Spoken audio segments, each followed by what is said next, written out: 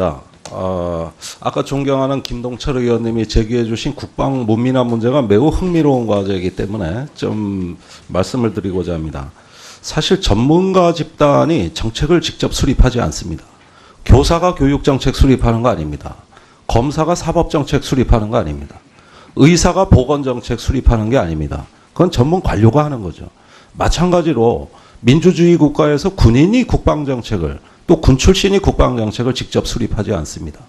이제는 우리 존경하는 김동철 의원님 말씀대로 전문 경영인 맥나마라 장관 같은 어떤 그 문민화 시대가 이제는 한국에서도 열려야 된다는 게 저의 신조이기도 합니다.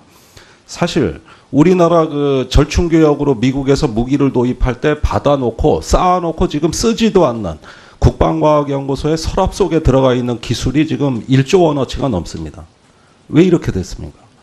아까 그 정진석 그 새누리당 원내대표께서 아주 좋은 말씀하셨는데 이스라엘의 에로 또는 뭐 아이언돔 이런 거 수입할 수 있는 거 아니냐? 왜 미국 무기 사냐? 그런데 이스라엘이 국방비가 우리 7분의 1밖에 안 됩니다. 그런데 우리 무기는 그렇게 못 팔고 있어요. 스웨덴에 가면은 명품 무기가 수두룩합니다. 스웨덴 국방비 우리 6분의 1밖에 안 되는데 우리 6배의 무기를 수출하고 있습니다. 이렇듯이 군이 오랫동안 자기들의 폐쇄적 문화 속에서 끊임없이 그 국력을 또 나름대로는 소진시켜온 측면도 이건 문민화가 안 된 데서 저는 기인한다고 생각을 합니다. 결국 전문 관료가 이제는 국방을 하고 합리적으로 통제하는 국방부가 돼야 됩니다. 지금 국방부를 보면은 군을 대표해서 국민을 통제하는 조직 같아요. 그러나 원래 국방부는 국민을 대리해서 군을 통제하는 조직입니다. 이게 국방부가 하는 일이거든요.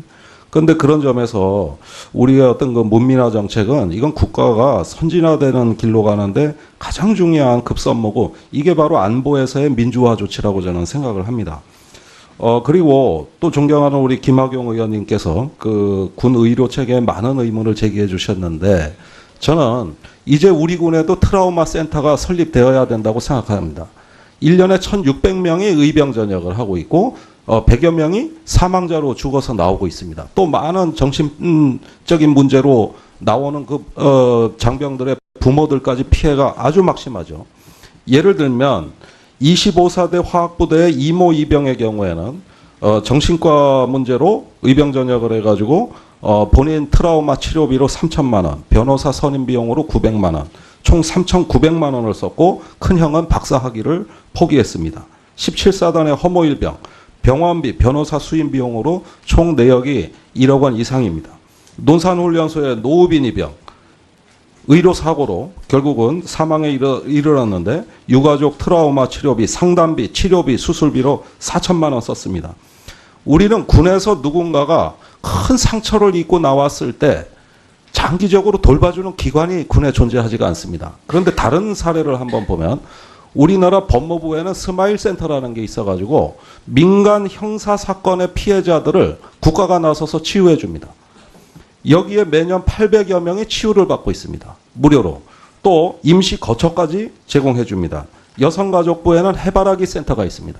이거는 성폭행 피해자들을 위해서 국가가 나서서 전국에 36개소의 치유센터를 마련해주고 여기에 이용자가 2만 8천 명을 넘어섰습니다. 그런데 가장 많은 피해자가 나오는 데는 다름 아니라 군대입니다. 그런데 왜 군대만 이런 게 없느냐는 것이죠. 그런데 이번에 링스 헬기로 그 3명 저도 그 장례식 조문을 갔습니다만 그 아버님이 하시는 말씀이 만약에 나중에 내가 이 정신과 치료를 받아야 될 때 어디 가서 하소연을 해야 되냐고 묻습니다. 제가 장관님께 여쭙니다. 우리 육해 공군 중에 이 유족들을 위한 지원 제도가 단 하나라도 있으면 대보세요. 딱 하나라도 있으면. 장례 뭐 배상 절차 말고 이렇게 치유라든가 생활 지원이라든가 이런 것들을 위해 가지고 각군이 운영하고 있는 제도가 뭐가 있습니까? 제가 그 장기적으로 뭐 그 유족들을 지원하는 그런 기구는 없는 것으로 알고 있고 그런 사건 사고 날 때 후속 조치하는 차원에서 하는 것은 죄송합니다. 예. 이거는 군의 원죄예요.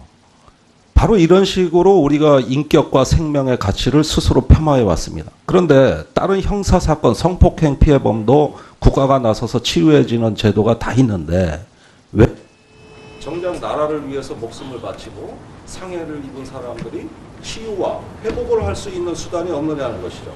이건 유족들이 제기하고 있는 문제고 자기 사비를 쓰고 있지 않습니까? 저기 딱 1분만 하고 진짜 마치겠습니다. 예, 1분. 그래서 제가 장관님께 말씀드리고 싶은 것은 우리 그 군에 있어서 어떤 생명 가치, 우리 일선의 전투원들에 대한 생명 가치에 대한 관점을 바꿔야 된다고 제안을 드리고 싶어요. 사실은 일반 국민이 다 누리고 있는 혜택을 우리 군은 아직까지도 눈을 뜨지 못하고 변변한 제도조차 하나 마련하지 못했습니다. 그래서 그 카이다에서 지금 장병 행동과학연구소 설립을 검토하고 있죠. 예. 예, 이 연구소가 곧 설립될 것 같은데 저는 이걸 중지하고 심리와 행동과학을 연구하면 그걸 치유로 연결해가지고 상해를 입은 본인과 그 가족까지 국가가 지속적으로 치료해 줄 수 있는 법무부의 스마일 센터, 여성가족부의 해바라기 센터 같은 제도를 국방부도 도입하자고 제안을 드리고 싶습니다. 이왕이면 이런 차원에서 일이 시작돼야지 이 연구소 하나만 만드는 것 갖고는 실효가 없다. 그리고 법무병과 보십시오. 법무관 600명이 우리 군 범죄에 대한 백서 하나 발간 안 합니다. 그래서 지휘관들한테 예방적인 조치를 하는데 이 600명이 하는 일이 없어요. 백서 하나 발간을 안 하고 있어요. 이런 것들이 이제 기본이 안 돼 있는 우리 장병들의 안전과 복지, 이후의 치유까지도 이렇게 바라보는 새로운 좀 야심찬 계획을 세워야 된다는 것이죠. 이건 반드시 돈 문제가 아닙니다. 그건 군의 도리거든요. 그런 점에서 이 문제는 제가 남은 국정감사 기간 동안 지속적으로 제기할 테니까 장관님께서도 좀 진지한 검토를 해주시기 바랍니다. 예. 김 의원님 이 트라우마 센터와 관련한 이런 여러 가지 말씀 참 좋으신 말씀이라고 생각을 합니다. 그건 앞으로 저희들이 좀 검토를 해보도록 하겠습니다.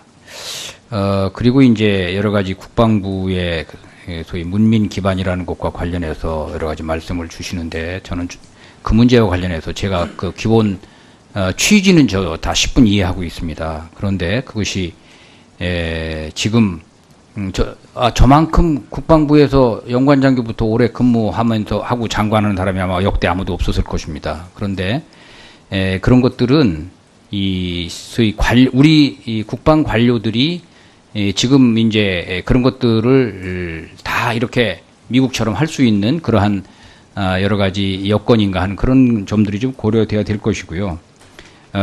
그 말씀 중에 이 ADD에 쌓아놓고 있는 기술이 1조 원 된다. 그건 저는 어떤 근거가 있는지 저도 한번 확인이 필요한 상황이라고 보고요. 가장 중요한 질문은 잘 모르는 반응을 많이 보기 싫은데요. 네. 아까 그 육군의 뭐 구성 비율, 방위력 개선 비율을 하고 사실 이런 건 국방에서 가장 대표적으로 단골 자료 요구 메뉴거든요. 신부대에서도 많이 문제가 됐어요. 그건 아마 확인해 보시면 제 말이 과히 다르지는 않을 거예요. 예, 뭐 그런 것들은 이제 저희들이 한번 확인해 볼 사안이라는 말씀을 드리고 이 어떤 나라든지 그 나라의 특성이 있어서 뭐 장관을 누가 하느냐의 문제는 저는 뭐 군 출신이 장관 해야 된다고 주장한 적이 한 번도 없습니다. 그것은 그 정부나 그 대통령께서 얼마든지 선택할 수 있는 문제라고 보고 그런 사람이 있으면 얼마든지 시키면 되는 문제입니다. 저는 그렇게 보고요. 다만 지금 말씀 중에 군을 대표해서 국민을 국방부가 통제한다는 표현은 매우 적절치 않다고 봅니다. 저희들이 국민을 통제한 적도 한 번도 없고요. 그런 생각을 가지고 있지도 않습니다. 예. 네.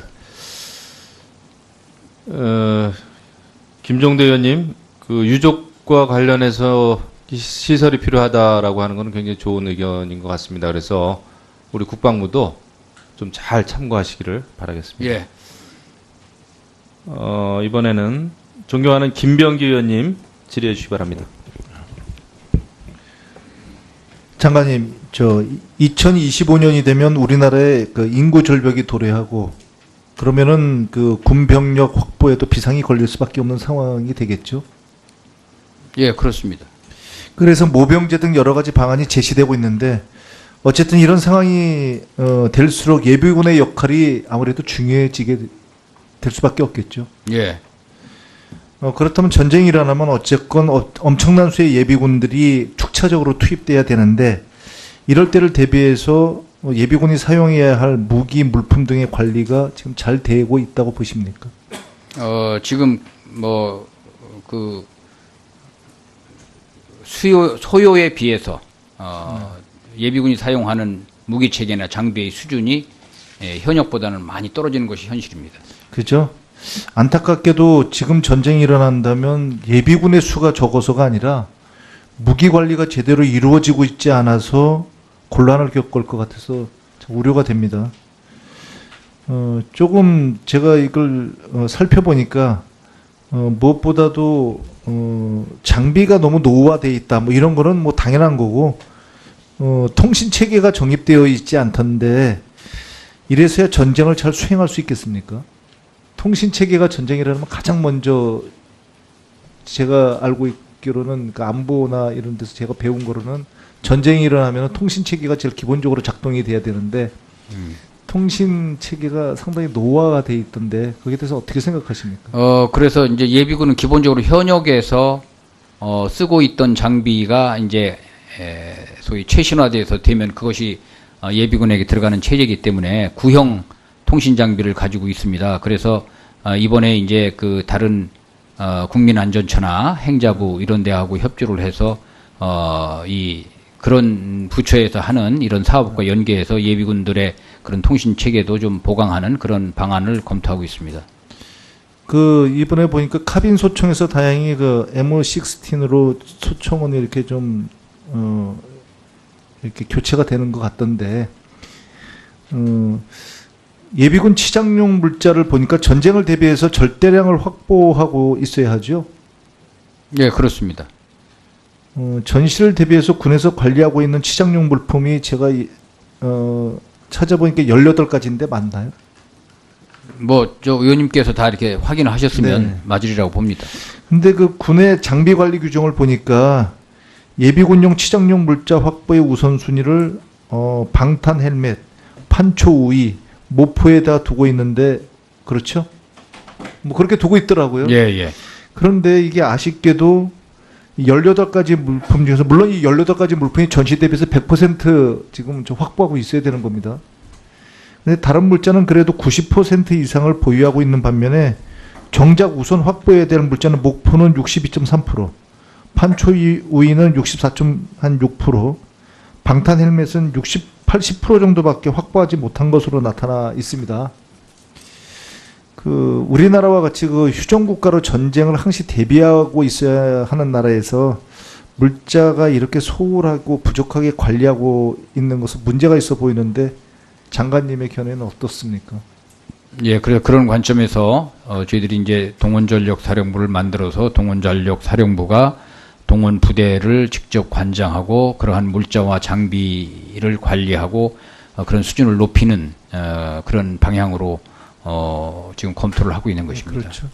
그 한 가지만 더 그 말씀을 드리면 올해 이제 그 M6 교체되기 시작해가지고 올해 완료될 예정이지요. 네, 지금 칼빈이 아주 일부 그죠? 있기 때문에 예. 네. 그런데 보통 총을 보니까 다른 부대로 보내려면 창원에 있는 종합정비창에서 총을 정비하여 보내거나 총을 받는 인수부대에서 알아서 정비 후에 진공포장까지 완료해서 보관하죠. 예. 그런데 제가 이 상황을 보니까 올해 치장용 소총이 22만 정이나 되는데 종합정비청에서 소총 정비 인원은 19명밖에 안 되더라고요. 예. 이러면 이게 소총이 이게 직접 정비하는 게 가능하겠습니까? 네, 좀 제한되는 면이 있겠습니다. 통제하는 국방부가 돼야 됩니다. 지금 국방부를 보면은 군을 대표해서 국민을 통제하는 조직 같아요. 그러나 원래 국방부는 국민을 대리해서 군을 통제하는 조직입니다. 이게 국방부가 하는 일이거든요. 그런데 그런 점에서 우리의 어떤 그 문민화 정책은 이건 국가가 선진화되는 길로 가는데 가장 중요한 급선무고 이게 바로 안보에서의 민주화 조치라고 저는 생각을 합니다. 그리고 또 존경하는 우리 김학용 의원님께서 그 군 의료 체계에 많은 의문을 제기해 주셨는데 저는 이제 우리 군에도 트라우마 센터가 설립되어야 된다고 생각합니다. 1년에 1,600명이 의병 전역을 하고 있고 100여 명이 사망자로 죽어서 나오고 있습니다. 또 많은 정신적인 문제로 나오는 장병들의 부모들까지 피해가 아주 막심하죠. 피해자들을 국가가 나서서 치유해 줍니다. 여기에 매년 800여 명이 치유를 받고 있습니다. 무료로. 또 임시 거처까지 제공해 줍니다. 여성가족부에는 해바라기 센터가 있습니다. 이거는 성폭행 피해자들을 위해서 국가가 나서서 전국에 36개소의 치유센터를 마련해주고 여기에 이용자가 2만 8천 명을 넘어섰습니다. 그런데 가장 많은 피해자가 나오는 데는 다름 아니라 군대입니다. 그런데 왜 군대만 이런 게 없느냐는 것이죠. 그런데 이번에 링스 헬기로 3명, 저도 조문을 갔습니다만 그 아버님이 하시는 말씀이 만약에 나중에 내가 이 정신과 치료를 받아야 될 때 어디 가서 하소연을 해야 되냐고 묻습니다. 제가 장관님께 여쭙니다. 아까 존경하는 김동철 의원님이 제기해 주신 국방 문민화 문제가 매우 흥미로운 과제이기 때문에 좀 말씀을 드리고자 합니다. 사실 전문가 집단이 정책을 직접 수립하지 않습니다. 교사가 교육정책 수립하는 거 아닙니다. 검사가 사법정책 수립하는 거 아닙니다. 의사가 보건정책 수립하는 게 아닙니다. 그건 전문 관료가 하는 거죠. 마찬가지로 민주주의 국가에서 군인이 국방정책을 또 군 출신이 국방정책을 직접 수립하지 않습니다. 이제는 우리 존경하는 김동철 의원님 말씀대로 전문 경영인 맥나마라 장관 같은 어떤 문민화 시대가 이제는 한국에서도 열려야 된다는 게 저의 신조이기도 합니다. 사실 우리나라 절충교역으로 미국에서 무기를 도입할 때 받아놓고 쌓아놓고 지금 쓰지도 않는, 예를 들면 25사대 화학부대의 이모 이병의 경우에는 정신과 문제로 의병 전역을 해가지고 본인 트라우마 치료비로 3천만 원, 변호사 선임 비용으로 900만 원, 총 3,900만 원을 썼고 큰형은 박사학위를 포기했습니다. 17사단의 허모일병, 병원비, 변호사 수임 비용으로 총 내역이 1억 원 이상입니다. 논산훈련소의 노우빈 이병, 의료사고로 결국은 사망에 이르렀는데 유가족 트라우마 치료비, 상담비, 치료비, 수술비로 4천만 원 썼습니다. 우리는 군에서 누군가가 큰 상처를 입고 나왔을 때 장기적으로 돌봐주는 기관이 군에 존재하지가 않습니다. 그런데 다른 사례를 한번 보면 우리나라 법무부에는 스마일 센터라는 게 있어가지고 민간 형사 사건의 피해자 국방과학연구소의 서랍 속에 들어가 있는 기술이 지금 1조 원어치가 넘습니다. 왜 이렇게 됐습니까? 아까 정진석 새누리당 원내대표께서 아주 좋은 말씀하셨는데 이스라엘의 에로 또는 아이언돔 이런 거 수입할 수 있는 거 아니냐? 왜 미국 무기 사냐? 그런데 이스라엘이 국방비가 우리 7분의 1밖에 안 됩니다. 그런데 우리 무기는 그렇게 못 팔고 있어요. 스웨덴에 가면은 명품 무기가 수두룩합니다. 스웨덴 국방비 우리 6분의 1밖에 안 되는데 우리 6배의 무기를 수출하고 있습니다. 이렇듯이 군이 오랫동안 자기들의 폐쇄적 문화 속에서 끊임없이 국력을 또 나름대로는 소진시켜온 측면도 이건 문민화가 안 된 데서 저는 기인한다고 생각을 합니다. 결국 전문 관료가 이제는 국방을 하고 합리적으로